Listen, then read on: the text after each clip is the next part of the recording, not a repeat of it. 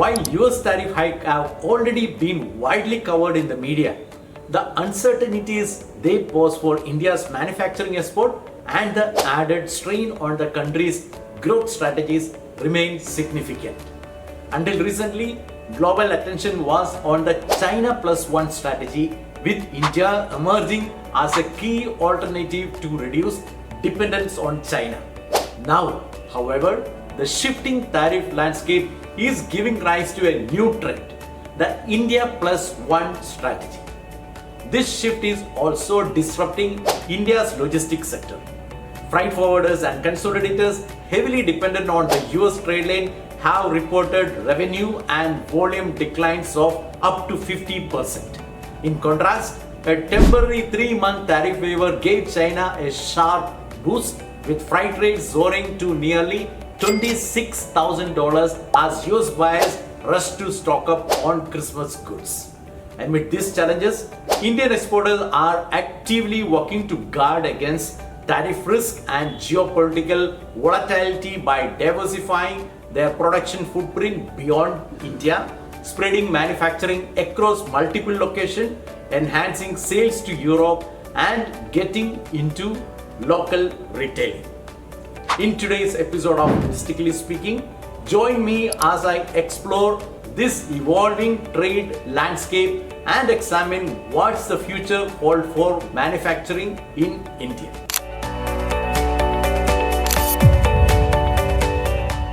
India's manufacturing sector, particularly thriving hubs like Bengaluru's toy factories and Maharashtra's industrial corridor, faces a challenge.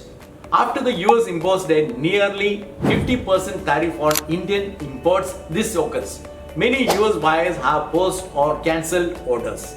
As per reports, around 80 to 90% of orders to Tirupur from US companies have stopped, impacting jobs of around 3 million in that area.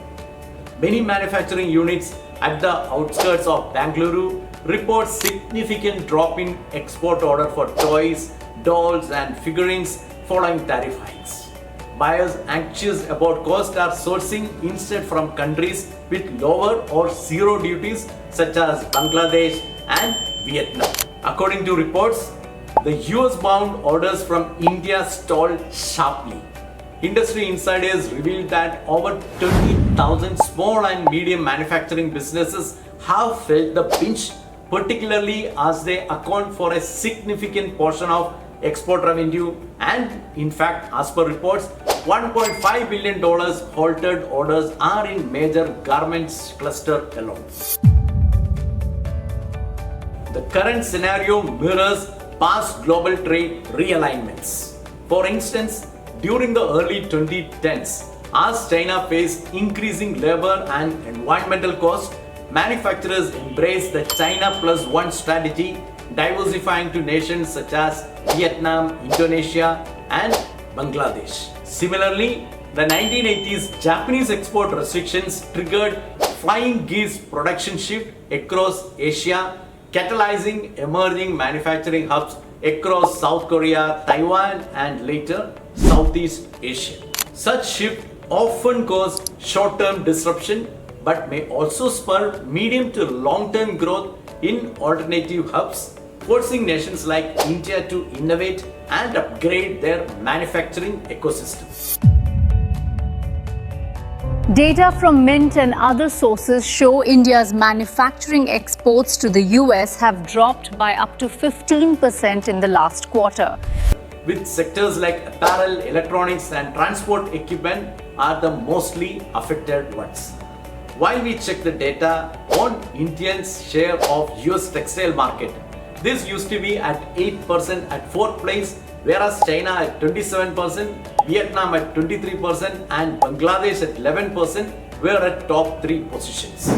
India's drop in exports have benefited countries like Bangladesh and Vietnam in textile and also in other sectors, and they are capitalizing on this gap, benefiting from duty exemptions under trade agreements. Their export to the US in similar sectors grew by 10 to 12% year on year. India's traditional strength in cotton production, textile integration and scale remains unmatched. But the tariff shock is prompting shift in order flows to neighboring nations, particularly in fast fashion and low margin goods. Companies are recalculating their supply chains.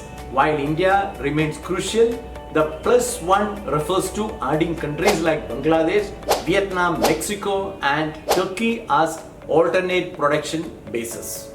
This diversification redistributes shipping volume, with logistic providers reporting increased capacity utilization towards Southeast Asia and Mexico ports, balanced by declining container traffic on India-US routes. This also means Indian supply chains need to improve speed, reduce cost, simplify compliance, and upgrade quality to retain global buyers. Despite the current setback, India is taking strategic steps. Policy measures like the Production Linked Incentive or PLI and Export Assistance Program aim to boost competitiveness.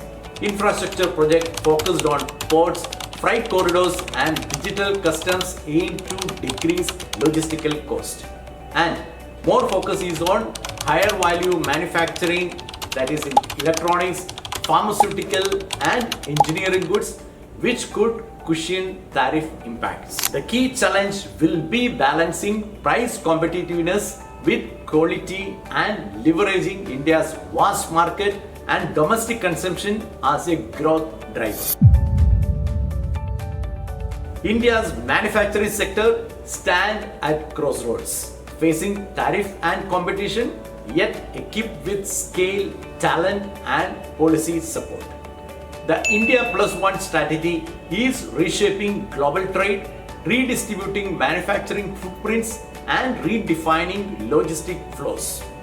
Those who adapt faster, embracing innovation, agility, and operational excellence will secure leadership in the evolving world market. If this analysis brought clarity, please like, share, and comment with your views on how India can overcome tariff challenges. And don't forget to subscribe for continued update on global trade and logistics. Thank you.